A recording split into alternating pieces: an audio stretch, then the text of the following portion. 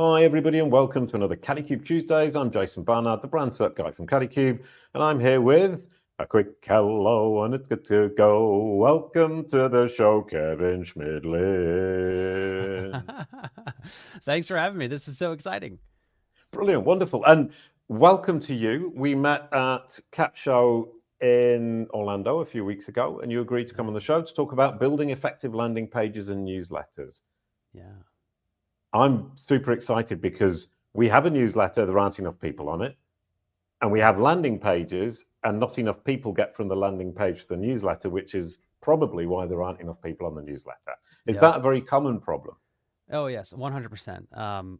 It happens all the time. And what's funny is when you optimize the landing page for your newsletter, a lot of times that helps you optimize your newsletter itself and actually make it something that's better. And so happy to dive into how that works for sure. Brilliant. And so this is going to be hugely helpful for Katrina, who does the landing pages, and Joanne, who actually sends the newsletter out. So I get the feeling they're going to have to work together because the landing page will help us to understand probably more what users expect. Exactly. What the value is. What is the benefit of joining your newsletter?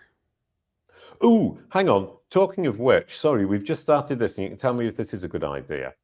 We say with the Kalicube newsletter, you will learn how to educate Google, URL, news, sign up now. Is that a good presentation? That's good. So what's good about that is that you convey an outcome, right? So if I subscribe to the newsletter, I will learn how to educate Google. That is a very, very clear outcome. And so that is good. Where other folks kind of get tripped up is that they just say like, join our newsletter to stay in the know. It's like, I don't want to stay in the know. I'm in the know about too many things already. That's the last thing that I want. And so when you convey it in that way, where it's like, hey, by subscribing to this newsletter, you're going to learn X, already you're off to a great start. Right. And I can see one kind of hole in it is somebody would then say, but why do I want to learn to educate Google? So we need an informed audience for that message to work. Exactly. Yes. And that's what we can talk about with the landing page is that ideally you're conveying the benefit, but then you're also conveying the benefit of the benefit, in which, you know, how would you say that? It would be, you want to learn how to educate Google so that, what would you say? So that you can, or at least I used to say, so that you can get Google to represent your brand correctly, positively, accurately, and convincingly when somebody searches the brand name, which is bottom of funnel. Right. But now I'm looking at it more and more. In fact, is you can educate Google. By educating Google, you will improve your entire digital ecosystem, which will improve your digital marketing strategy. But it's still too verbose, isn't it? It's very verbose, and like all of those, it's like, well, what's the benefit of that? It's you'll grow your business. You'll get more clients, right? You're going to show up more to people who want to buy your stuff. That's the ultimate benefit that these business owners are looking for. Which means it's learn to educate Google so that Google will, so you can encourage Google to recommend you to its users who want to buy your product. Yeah. Sorry. No, yeah. So you can get Google to recommend you to the people who are ready to buy your products. Brilliant. Thank you so much. We can actually stop the show now because I've got what I need. All right. Thanks for having it. No. We'll carry on for the audience. Brilliant. Let's have a quick look at your brand and then we'll come on to the in detail about the landing page. Here we have your name, Kevin Chemidlin. Yep. And you can see there at the top in the drop-down menu, you have your photo and your name, which is super cool. Whoa. And then we can see grow the show, LinkedIn, grow the show, the website, and then your Twitter profile. So grow the show is hugely dominant here, and we can talk about that towards the end. And if you click on the photo in the drop down, then you get that. And what you can see there is this very similar result, but with Instagram third, with your name in the photo and your link and your profiles, LinkedIn, Twitter, Instagram, and Facebook. And that is your knowledge panel. That is Google's understanding of the facts about you. And this is why we talk about educating Google, because you haven't had to explicitly educate Google about yourself. Google has figured it out for itself. These are the facts. And if you think about the future of AI, the facts that these machines understand about you will determine how these machines understand and represent you in the future and how they will serve you to their audiences, to their users. And that understanding could be right, could be wrong, could be more or less positive. And it's your self-determination in the future that is dependent on their understanding of you today. And that knowledge panel is the KPI, the key performance indicator of its understanding. I love that. This is my super favorite place to hang out. Yeah, that's incredible. And honestly, that's so eye-opening for me, because I mean, it's cool that my picture shows up, but what I see is that I really should get some more information out there, because there's nothing other than my name. And so really I'm leaving it up to the interwebs to decide who I am and what I'm doing. And so I think I'd like to have to play a part in that. So that's good for me to see. Brilliant. Thank you. And that's exactly what we do at Kalicube all day long, every day, is educate Google so that it represents you, so that it understands you. And when it understands who you are and who you serve, it's much more likely to recommend you when you're a great solution to that audience, including your newsletter. If somebody's searching for, probably not newsletters on a specific topic, but if somebody is researching a topic, especially in generative AI, Google is likely to then recommend your newsletter as a resource for that topic. And that's where generative AI answer engines and assistive engines are taking us. But right now, let's assume that Google has sent somebody to your newsletter landing page, or you've put a post on LinkedIn to get somebody on your newsletter landing page, or you've done what we did, which is put up a screen on a podcast with a URL, kalicube.com/newsletter, to join our newsletter list.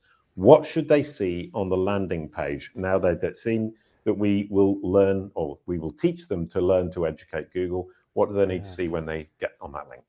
Yeah, so what I have learned through sending tons of traffic to my landing pages for my email list is that the simpler, the better.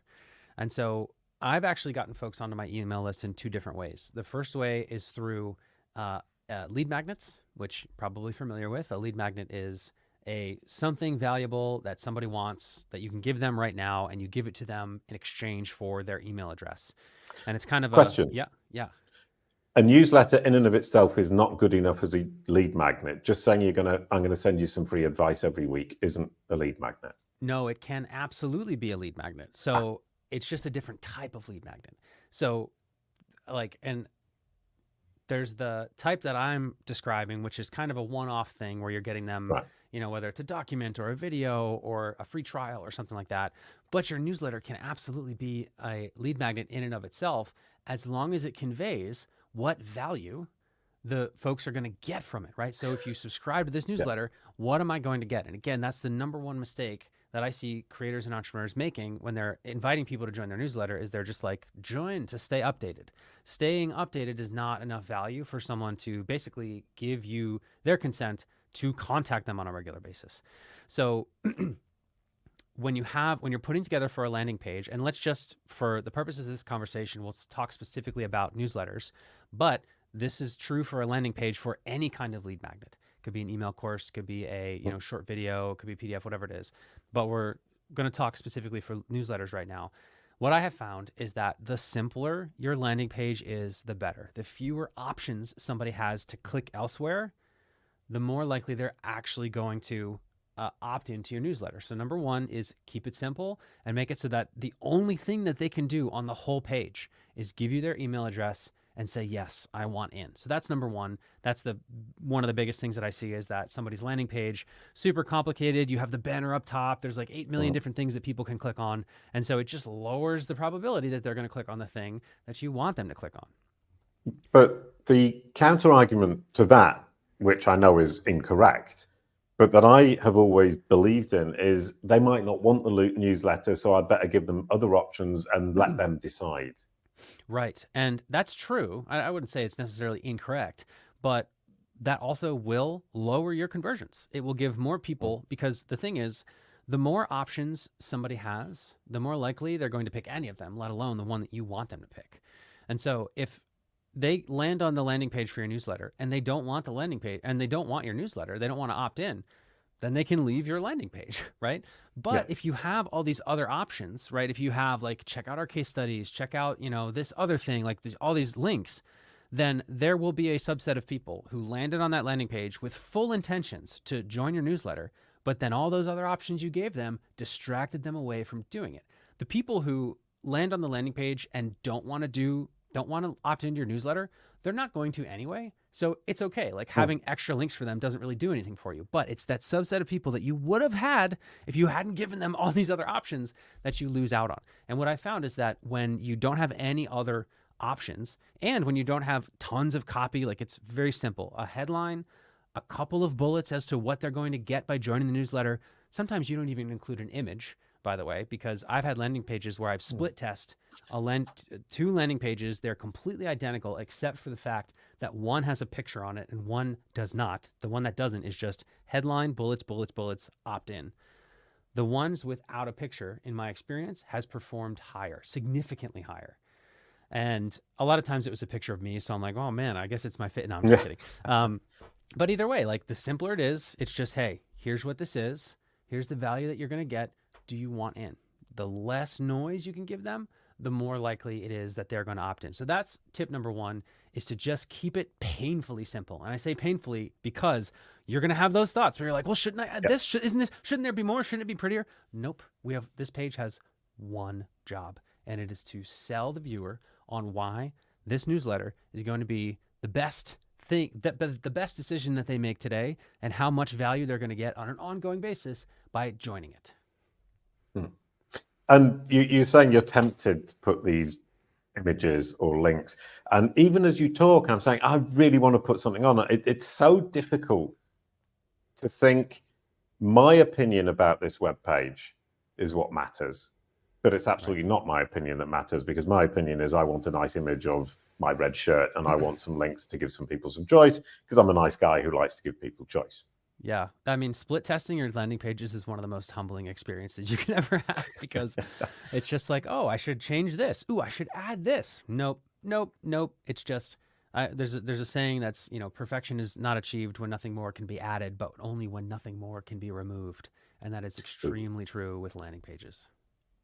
Right. Okay. So I now already know that our landing page for the newsletter is too complicated, too much stuff going on. An image may or may not be helpful, but let's split test it to find out. The landing pages for the free giveaways, the lead capture, things like the 17-point knowledge panel checklist, have a video that explains what they'll get. Is that a really bad idea then? So I wouldn't say it's a bad idea. Like when it comes to this game, it's all about just testing and seeing how things perform, because, there might be some audiences where, yeah, the video makes it perform better. There might be others where, simple is better. And so that's why, what you want to do is have tracking, have the ability to track the traffic that the landing page gets and compare that to the number of opt-ins that the page gets, and you'll get a conversion percentage. And if my memory serves, I think somewhere around 10 to 20%. You might want to look that up, but I want to say around 10 to 20% is a good opt-in rate. Is a good conversion rate for a landing page, for a lead magnet. But I mean, through the tips that I'm sharing today, I've been able to get my landing page up to a 30 to 40% opt-in rate. And again, what I do is I'll have an idea like that. I'm like, well, if I recorded a 30-second video that sold the newsletter and put that on, how would it change? And I would have baseline for what it's at now, add the video, let it run for 2 weeks, see if the conversion rate changes. If it's better, leave it. If it's not, remove it. And it's just through testing for 4 years, the same landing page over and over and over again, I've been able to hone down to about a 30 to 40% conversion rate. And again, humbly, after 4 years, it's almost always when I remove something that the page performs better. Okay, which is hugely good advice, and it's difficult to do, but necessary. And then you think, well, I've invested in the video, I've taken time to do it, I've invested money, resources, I can't just remove it. But if it does improve the conversion rate, of course you have to. Yeah. One other thing that I have seen, and I'll admit that I have not yet tested this out on my own landing pages, but I've heard from peers of mine in the online business world who have made way more money than I have, that having a little bit of social proof on the landing page for the lead magnet is very powerful. So I'm starting to see newsletter opt-in pages that have like join 25,000 readers, or even just like little screenshots of people who have said this newsletter is amazing, those types of things. So that's a case where my landing pages don't currently have that, and I should probably test that out, because I've heard that really, really does boost newsletter landing page performance. Right. So I mean, and in that particular case, your understanding is that you just put one and you don't have these carousels with multiple So again, quotes and people. that would be a test point. I would start with one, and like it's just all these things. It's like, what's the right thing to do? It's like it's a matter of trying stuff out, testing it, see what works. Because I guarantee you, there will be a creator who or an entrepreneur who listens to this and they run a test and the carousel crushes for them. And there might be another entrepreneur who has the same landing page but a different audience, and they find that 3 screenshots works better. So that's why this is just a very, very game of minute testing. Right. Okay. Because 100%, and it's going to come back to that a lot in this conversation. I think it's going to be, you're going to say, if you A/B test it, you're going to know, right. rather than just thinking and guessing. Totally. But when your landing page is simple, when it's baseline simple, it makes it a lot easier to test, to do the tests that we're talking about. Like if you've got a super compelling, or if you've got a super complicated landing page that has a bajillion things on it, and you test out a carousel versus a screenshot, it's hard to know how much, how much of an impact that makes, because there's just so many different things for people to do. So that's another reason why simplicity is key, because it allows you to have much clearer tests. Right. Okay. We're at the 15-minute mark, and that was tip number 1. What's tip number 2? Yeah. So just briefly, it's about selling the viewer on number 1, what they're going to get in the newsletter. That's a key. And what will be the benefits of what they're going to get. So there's many different shapes of newsletters. And next week, I'm sure you're going to learn all more about that. But as an example, some newsletters share an essay every week. Some of them are more of a digest, of a content digest of what the business has put out. Some of them are curation newsletter, where the person who puts together the newsletter is bringing together different pieces of information from other sources on the internet. And there's a few others as well. Some of them are a combination of all those things. So it's important to say, like, hey, if you opt into this newsletter, here's what you're going to get. You're going to get a weekly essay. You're going to get a weekly, curation. You're going to get 5 things every Friday that blah, blah, blah. So number 1 is the what. You want to say what it is. What are they getting in their inbox and how often? And then number 2 is, again, what are the benefits of this? And the best way to think about it is, if somebody subscribes to your newsletter today and they read every single email for 6 months and they implement what's shared in the email, how will their life, how will their business have changed? And if you can articulate that to them in the landing page, where it's like, subscribe to this newsletter so that you can become blah, blah, blah, right? So that you can, like, if it was for me, I help podcasters. Subscribe to my newsletter to get weekly podcast tactics so that you can grow your audience and within 6 months have podcast ROI. You can monetize those types of things. And you're going to be like, yeah, I want to grow my audience and make more money from my podcast in 6 months. I don't care about getting tips in my inbox. What I really want is to grow my podcast audience and monetize it. So, for anybody who's considering a newsletter, that's what you want to do. Convey the benefit of what you're sharing in the newsletter. So what you're going to be giving them and what benefit it brings to them. And that's just 2 things. That's it. Very simple. Right. And I think you're right in the sense that we never have done that. And now I can see how we might do it. And it actually sounds to me like I'm selling something. And do you say that in a good way or a bad way? Well, I would have thought I'm not selling something with a newsletter. I'm trying to convince somebody to accept my generosity, I think, somewhere down the line. But in fact, what I'm doing is trying to sell them what I can offer. Right. So I would say, yes, you are selling them something, because they're not paying you in money, but they're paying you in their attention. They're paying you in your, everybody's inboxes are already overwhelmed. So they're paying you by giving you permission to send them emails, right? So it is a sale. It's not generous because they're giving you something, right? So it is an equal exchange. Right. No, I understand. It's thinking less about me and more about them, which I think is what most of us need to do as podcasters, as business owners, as salespeople, whatever, or marketers, is put ourselves in the shoes of the other person. How would I feel about this page? Would I convert on this page? And right now, I think the answer for us is probably not. Right. And if you ever, the best thing to do is go look at other newsletters and other newsletter landing pages from competitors or other folks that you follow, or just people you come across online. And from that perspective, be like, do I really want to give this person my email address? And the ones where you say yes, it's those landing pages that are like, yeah, I do, because they're going to give me XYZ, which is going to help me do this. Yeah. No, I love it. They're going to give me XYZ that helps me do ABC, was what I was. Bingo. I like that as a phrase. So tip number 3, do we have a third tip, or are we moving on to how this helps me with my newsletter? I think we probably just covered two in that last one, where it's, convey the benefit of the benefit, but also, share the what and the how. And I guess tip 3 would just be, it's always a test. And we've kind of touched upon it, but it's never set in stone. We're always tweaking.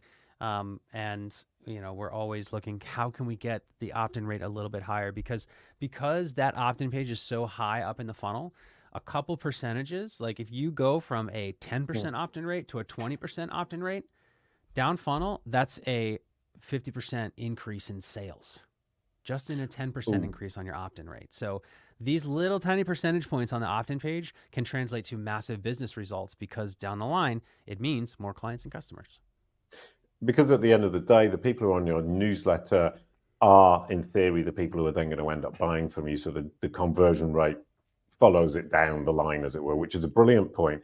And the other thing that you made me think of there is it's a never-ending job, is that you don't say, well, this is as good as it's going to get. A, because you can always improve it, and B, because the world changes and your messaging perhaps changes. Exactly. The market's always changing. Your clients, your customers, their pain points, your position in the marketplace, the technologies, it is always changing. So it sounds exhausting.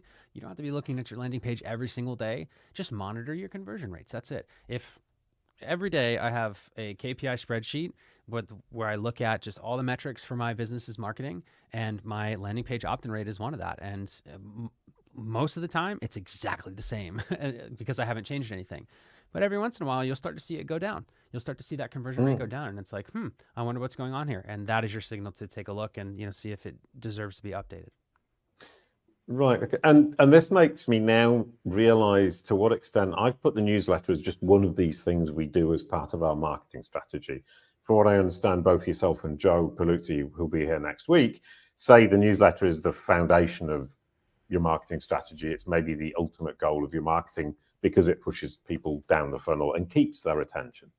And ultimately, for me anyway, I mean, look, I'm a podcast guy. What I do is I help, businesses and entrepreneurs with podcasts learn how to get, grow their audience and get more clients and customers from their show. But my big dark secret is that one of the biggest ways that I help podcasters get more clients and customers from their podcast is by getting those podcasters to convert their podcast listeners to email list subscribers. Because despite all of the changes in technology and social media and marketing and everything over the past 20 years, email is still tried and true as one of the best ways to convert audience members to buyers. Right, which brings me kind of to another point, is we've only just started doing this with the overlay on the video. With the Kalicube newsletter, you'll learn how to educate Google, which ultimately will bring you more clients because Google will recommend you. How do I do that on an audio podcast? Yeah, so essentially what you want to do is very similarly have a call to action within your podcast, either in the middle of your show. So you might take a break and say, we'll be right back to the show, or you might have it at the end of your show, and you simply have basically an ad, quote unquote, for your newsletter. And so I might say, hey, we'll be right back to this. So my podcast is called Grow the Show. Listeners are podcasters. In the middle of the episode, I might say, hey, we'll be right back to the show. But real quick, I've got a question for you. Have you ever found it difficult to keep up with all of the changes in the podcast industry? Because let's face it, podcasting is changing fast. Well, what if instead you were able to get the latest and greatest updates on how to grow a podcast in your inbox every single week? Well, that exists. If that sounds interesting to you, you can join the Grow the Show newsletter at growtheshow.com/newsletter. And every week I'll send you a specific growth tactic that's working now in 2024 so that you can grow your podcast audience faster, more easily, and ultimately get more clients and customers from the show. And then now back to the show, right? And so you have in your show notes the link to that, growtheshow.com/newsletter. Which is a hugely important point. Have the link in the show notes, because people listening can't necessarily write that quickly or remember what you've just said. Yes. However, I was really surprised recently. A friend of mine ran a test on his podcast where he gave a URL on the podcast, and then he had a link in the show notes, but he had the show notes link as a different link. And just to see like how many people type it in versus how many people click it. And he found it was a 50% split. It blew my mind. I couldn't believe it. Yes, I did the same thing. I was like, I can't believe this. I thought for sure everybody would just click the link in the show notes, but he said, no, people do type it in if you have a easy to remember URL. Which is growtheshow.com/newsletter or kalicube.com/newsletter. Keep it simple. People will get there because they can remember it. One thing that struck me about the presentation you just gave, which, if I may, we can use and adapt. Yeah. Thank you very much. I was going to say steal it, but I thought is that you framed the problem before you started. So the first thing you did was frame the problem and then give them the lead through of here's the solution, which is my newsletter, and here's where it will change you. So we're going from, bad situation, solution, good situation. Yeah, 100%. So and framing the problem. Every single podcast call to action that I make, I use the pain, vision, solution framework. And that's why I was able to just rip that call to action right here live because it's just, what is the pain that whatever you're asking somebody to consume or sign up for will, resolve. Paint the vision of what it's like when that pain is resolved, and then paint the thing that you're offering them as the solution. And that's true for newsletter, because like we said before, you need to sell them on why they should give you, because usually we sell people on why they should give you their money. Now we're selling people on why they should give you their email, which some people protect even more than they protect their money. So for that reason, yes, when you're CTAing folks to your newsletter, position your newsletter as the solution to a real problem that they have, and you'll get far more opt-ins. Brilliant. Absolutely perfect. And to end the episode before we get on to the final chunk is, can you explicitly tell me how this will help us to improve our newsletter? What I can understand from what you've said is by doing this, we'll be framing things in a way that will change the content of the newsletter to better address the problem, to create the vision that you've given them with the solution, which is the newsletter. Is that more or less it? It's pretty much that. Like until a business owner, an entrepreneur, a marketing team thinks about their newsletter as a solution to the reader's problem, they think about it as a solution to their own problem, which is, how can I get people on my email list so I can sell them stuff? If you think about it that way, you're going to talk about it that way, and people are not going to be interested in it. But just through forcing yourself to position your newsletter as the solution to a pain point, you're going to make a better newsletter, because then every week when it comes time to put together an email, you're going to think, so I promised folks that if they opt into this, they're going to be able to ABC. So what can I send them to help them get closer to achieving ABC? And when you do that, the content in your newsletter is going to be more useful. It's going to be more valuable. It'll get fewer unsubscribes. And then ultimately, when the time does come to ask them to consider buying your products and services, they're going to be way more willing to do so because you've already given them so much value in their inbox every week.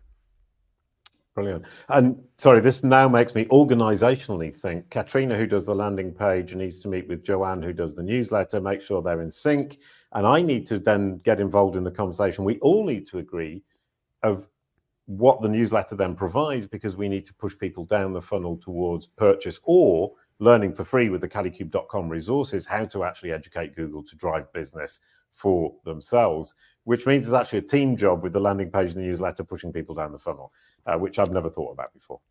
Couldn't agree more. I think that you'll be extremely well served just to have that conversation with the three of you in the room. I think that you'll get more out of your newsletter just from one of those conversations.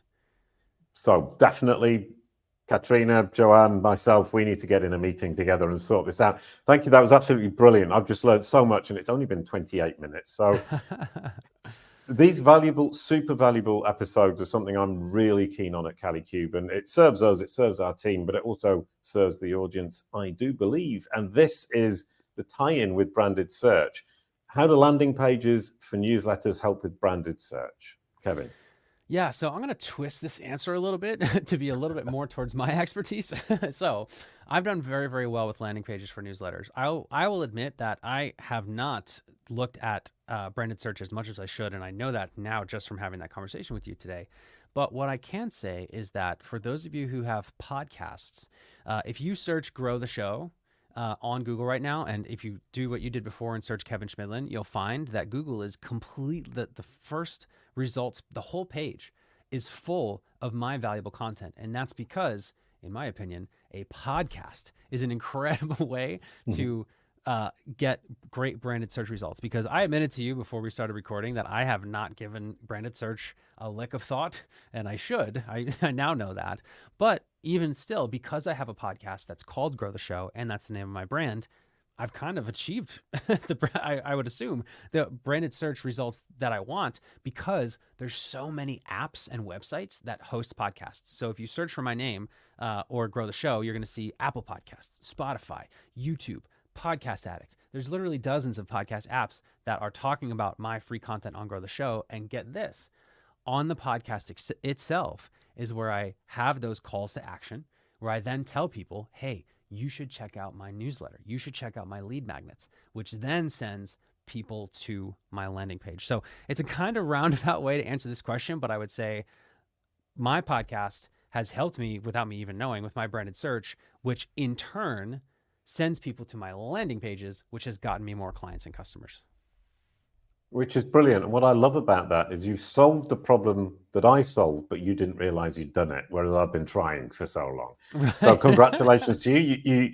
You beat me at my own game without even trying or thinking about it. That was brilliant, Kevin. Now we're going to introduce next week, which is Joe Paluzzi, who's been on the show before, who's coming back delightfully to talk about boosting traffic and newsletter conversions with content, how to pull people down to that landing page that Kevin has just so well explained to us, how to optimize and improve. Could you possibly pass the baton, Kevin?